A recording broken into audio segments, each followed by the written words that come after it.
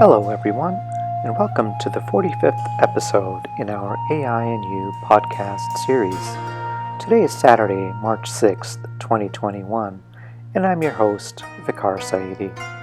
I'm a computer scientist and engineer, a lecturer, and a consultant. I'm also the author of several books. My most recent book is about artificial intelligence and is titled The Genome Affair. The Genome Affair is a speculative work. It examines what the world might be like if some of the more extraordinary capabilities forecast to be realized in AI over the next 20 to 30 years were actually realized today. Given the growing list of frightening existential threats humankind now faces, the book pays particular attention to the impact AI is expected to have on world affairs. The book is available in ebook format for those who prefer to read on a digital device, but it's also available in a high-quality paperback edition. The Genome Affair is available on Amazon, so I hope you'll take the time to read it and to leave a review. Amazon book reviews are very helpful for writers. I'm very interested in how science and technology influence world affairs and the big questions facing humankind. Studying at the confluence of the great disciplines of human history, political science and thought, international affairs, science and technology offers a deep understanding and pedagogically important lessons of how advances in human endeavor have influenced and impacted civilization. I'm available to give talks on artificial intelligence and its related technologies, and on the impact AI is expected to have, or is already having, on our world. If you'd like to get in touch with me to arrange a web-based event or consulting meeting with your company or organization, you can find my contact info in the podcast notes below. Please make sure to subscribe to my channel, like this video, and share it with others if you find the content valuable. Thank you. And now, on to today's podcast. In our last podcast, episode 44, I spoke about how AI will be the most powerful and transformative technology humankind has ever witnessed, and about our need for a plan to contend with the emerging geostrategic realities of a world with AI-armed ideological, scientific, and technological adversaries. In today's podcast, episode 45, I'll talk about what the future might hold as AI becomes ubiquitous in society. Let's get started. For many years, writers have imagined a world in which embodied artificial intelligence agents have become normalized within society, in some cases to the point where their presence is ubiquitous. The 2019 novel Machines Like Us by the celebrated English author Ian McEwan, and the most recent entry, Clara and the Sun, by the 2017 Nobel Literature laureate Kazuo Ishiguro, are two prominent examples. My 2019 book, The Genome Affair, is another entry in this category of what some may call speculative fiction. Speculative fiction in literature is an examination of the dramatic shift in individual and societal attitudes, behaviors, culture, feelings, and thoughts as the political and social climate adapts to the often revolutionary realities conceived in the mind of the writer. Although speculative writing is an interesting approach to examining the future of society, it's not without its challenges. In the case of AI, it's quite difficult for humans to speculate, since AI's degree of intelligence cannot be captured on the same graph as the one that represents human intelligence. The difference between artificial intelligence and human intelligence will likely be measured in orders of magnitude, if it's measurable at all. Imagine consulting an ant on what the outlook might be for humans at the beginning of the Renaissance and scientific revolution. Since the intelligence of the ant is relatively so much lower than that of humankind, it's simply not possible for the ant to answer the question. Similarly, we can try to imagine what a world with artificial intelligence agents having superintelligence relative to humankind might be like, but we are likely to get it wrong. Humankind can only conceive a world in which we can shape realities within our own sphere of understanding, and hence imagination. The theory of mind does not grant us the insight into what an entity such as super AI might do or feel, since we are not privy to the same degree of knowledge, processing speed, or retention as these agents are. Even today, narrow artificial intelligence agents can process information many orders of magnitude faster than humans. They can process all information available, and they can also remember and instantaneously access everything they have learned. This gives AI an intellectual platform that humankind is very unlikely to ever be able to match or even contemplate. AI has the potential to read the entire contents of the Internet, along with all 150 million volumes of books and codex presently held in the United States Library of Congress. AI can digest all of this information and convert it into knowledge that will subsequently inform their ethical framework, their ability to adjudicate, and their ability to plan strategically.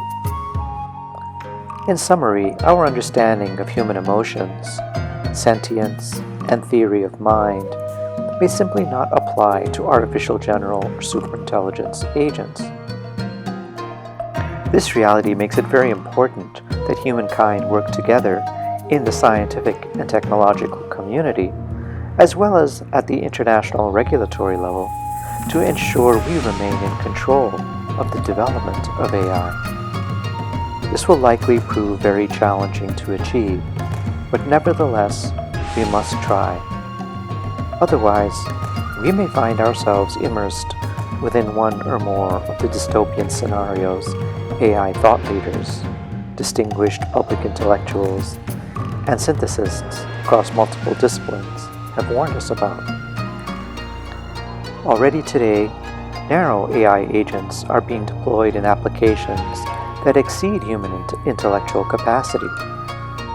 For example, a loan processing facility in China can approve or reject loan applications submitted via mobile phone, evaluate the creditworthiness of a prospective borrower by examining 500,000 parameters, and respond with an approval or denial within 8 seconds. Once the specialized AI has examined these parameters and made its decision, both the applicant and bank will abide by it. In some Eastern European countries, narrow AI agents are being used to adjudicate in many minor legal matters, including moving or parking violations. No human administration or adjudication is involved, and the driver must simply comply or risk higher fines or further legal complications.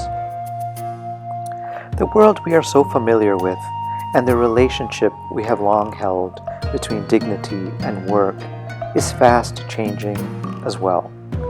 With AI's ability to perform a growing number of human functions more cost-effectively, efficiently, and rapidly, the justification to employ human labor for tasks ranging from the mundane to the sophisticated will rapidly wane, and humankind will have more and more free time. Unless we plan for these dramatic socioeconomic shifts, this new reality will be a serious issue in maintaining social stability across the world as growing numbers of people compete for increasingly scarce opportunities to earn a living. We are not trending towards a new reality in which citizens will find themselves enslaved or indentured by colonizing powers as occurred in the wake of the first industrial revolution, but rather a world in which human labor will increasingly become unnecessary, or more likely, useless. Our governments tend to be very reactive. We are able to mobilize very quickly to address clear and present dangers, such as the coronavirus pandemic. Less than 1 month after detecting the virus in Wuhan, China, scientists had sequenced its genome and shared the findings within the scientific community across the globe. Within 1 year, despite the historical reality that vaccine development can take upwards of 10 years, pharmaceutical companies had developed 5 safe and effective vaccines. Today, millions of people around the world have been vaccinated. But at the same time, our governments are also very poor at addressing long-term threats, such as those posed by climate change and ecological collapse. These challenges are due to unsustainable lifestyles and industrial practices, including deforestation, energy generated from fossil fuels, livestock farming, mining, and water wastage. But most public intellectuals believe that the threat posed by Fourth Industrial Revolution sciences and technologies is unlike anything humankind has previously experienced, and as such, it is critical that these be considered alongside the threats mentioned above. AI and biotechnology must be considered as equivalent to the threats posed by climate change and ecological collapse, and with the same degree of urgency. Otherwise, it will be impossible to maintain domestic and international peace and security. It has been 2,500 years since the birth of democracy in the city-state of Athens, and it has been nearly 250 years since the birth of America's modern democracy.